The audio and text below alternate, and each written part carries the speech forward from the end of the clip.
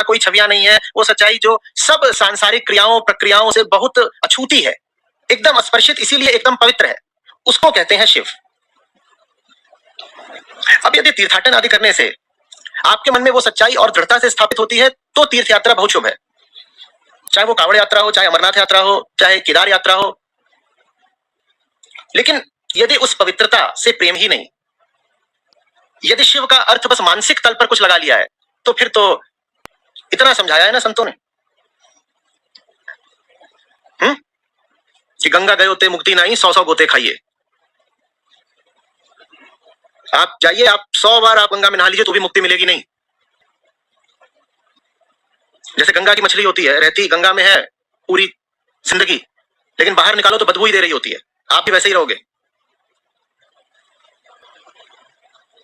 ये मैं नहीं कह रहा, ये सब हमारे आदरणीय संतों ने कहा है।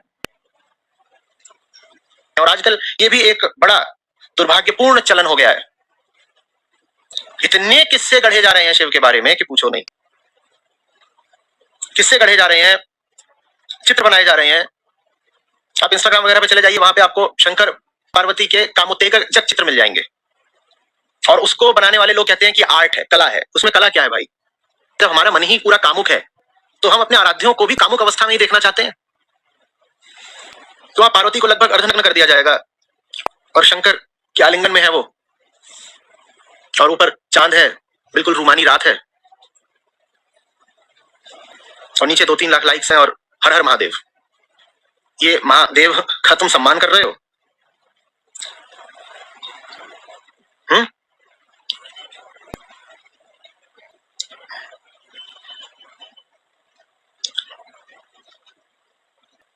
बोलते हैं उनकी तो भूतों की सेना है ना, तो हम भी भूत बन के नाचेंगे।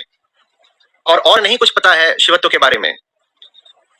एक बात पता है कि वहां गांजा भांग चलता है, धतूरा चलता है, तो डीजे होना चाहिए, धतूरा होना चाहिए, और बगड़ बम बम, बगड़ बम बम। ये शिवत्व का सम्मान है, अपमान है?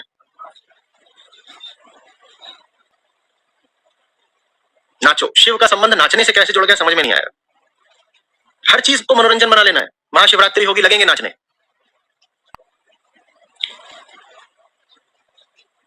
और नाच भी भूतों जैसा। मैं दोहरा रहा हूं, धर्म ऊंची से ऊंची बात है, और धर्म इस संक्रमण काल में, जब हम महाविनाश के बहुत निकट हैं, धर्म हमारी आखिरी आशा है। धर्म को गंदा मत करिए। मानवता को आज कुछ बचा सकता है तो वो विशुद्ध धर्म ही है, वैसा धर्म नहीं जो हम सड़कों पे देख रहे हैं। विशुद्ध धार्मिकता ही है जो हमें बचा सकती है। दवाई को नशा और जहर मत बनने दीजिए, प्रार्थना करता हूं। धर्म हमेशा से रहा है आपको ऊपर उठाने के लिए। अभी धर्म बन गया है उन लोगों के हाथ का खिलौना जो ऊपर उठना नहीं चाहते, जो बिल्कुल हठी हैं, जिन्हें अपनी नालायकी पर कायम रहना है, जिन्हें दुनिया में कोई जगह, कोई सम्मान, कोई ताकत कभी मिल नहीं सकती। उन्हें एक सस्ता उपाय मिल गया है, क्या? धर्म। एक 25 साल का होगा, किसी कस्बे का युवक, उसने जिंदगी में कुछ जाना नहीं, कुछ सीखा नहीं, तमाम तरह की उसकी अज्ञानताएं हैं, कुछ बुरी आदतें भी उसने पाल रखी हैं, रोजगार उसको मिल नहीं रहा है। इस व्यक्ति को दुनिया में कोई पहचान नहीं है, कोई जगह नहीं है, कोई आदर नहीं है। तो ये एक तरकीब निकालता है, ये कहता है मैं धार्मिक हूं। ये कभी कह देता है जय श्री राम, कभी कह देता है बम बम भोले। और अब ये पाता है कि अचानक ही इसको आदर भी मिल रहा है और इसको ताकत बहुत मिल गई है। बहुत सारे लोग जो अन्यथा वर्थलेस हैं, वो धार्मिक बन के ताकत पाए जा रहे हैं, उनको सम्मान मिलने लगता है, आप उनके लिए रास्ता छोड़ देते हो। अब देखेंगे तो ये बात आपको बहुत दिखाई देगी। और उसकी वजह से एक बड़ी उल्टी गंगा बह रही है। वो ये है कि धर्म का क्षेत्र जो ऊंचे से ऊंचे लोगों के लिए होना चाहिए था, उससे ऊंचे लोग कटते जा रहे हैं, और जितने वर्थलेस लोग हैं वो उसमें और घुसते जा रहे हैं। और वो घुस इसलिए नहीं रहे कि उनकी वर्थलेसनेस, उनकी मूल्यहीनता कम हो, वो इसलिए घुस रहे हैं ताकि वो वर्थलेस बने रहते हुए भी सम्मान और शक्ति पाने लगें। ये बहुत खतरनाक बात है, क्योंकि धर्म आपको उठाने के लिए होता है। धर्म इसलिए नहीं होता कि आप जैसे हैं वैसे ही रहें और फिर भी आपको सम्मान भी मिले और शक्ति भी मिले। धर्म का पूरा क्षेत्र किस लिए है? धर्म, विशुद्ध धर्म, अध्यात्म होता किस लिए है? मन की सफाई के लिए, मन को दुख से मुक्त करने के लिए। इसके अतिरिक्त धर्म का कोई प्रयोजन नहीं है। ठीक, तो आप जब भी कोई धार्मिक कर्म करें या होता देखें तो प्रश्न यही होना चाहिए, इससे मन साफ हो रहा है क्या? मन साफ हो रहा है तो दूने समर्पण के साथ करें, और मन साफ नहीं हो रहा तो तत्काल त्याग दें। शिव परम सत्य का दूसरा नाम है। शिव भक्त होना कोई आसान बात नहीं। शिव भक्त होना बड़ा मूल्य देकर ही संभव है। आपको पूरा जीवन शिवत्व में जीना होता है, तब आप अधिकारी होते हैं अपने आप को शिव भक्त कहने के। और क्या है शिव, ये जानना है तो शिव सूत्र थोड़ा पढ़ें या ऋभु गीता थोड़ी पढ़ें। उदाहरण के लिए नॉर्थ इंडिया में आपने देखा होगा जब नवरात्रि बनाई जाती है, तो नवरात्रि के समय 9वें दिन जब कन्या को खाना खिलाया जाता है, तो उसमें देखिए हमारी तर्क शक्ति कितनी शून्य हो जाती है। ये मेरे आंखों देखा उदाहरण है कि गली में छोटी छोटी बच्चियां घूम रही होती हैं, ठीक है, उनके हाथ में थैली होती है जिसमें हलवा छोला भरा होता है, अति से ज़्यादा भरा होता है, लेकिन फिर भी हम अपनी आँखों को अंधा बन के, अपनी आँखों से अंधा बन के उन्हें घर में बुलाते हैं। ठीक, घर में बुलाने के बाद उनकी उसी थैली में जो ओवरलोडेड है ऑलरेडी, उसके अंदर और हलवा पूड़ी छोले डाल देते हैं कि लो बेटा ले जाओ।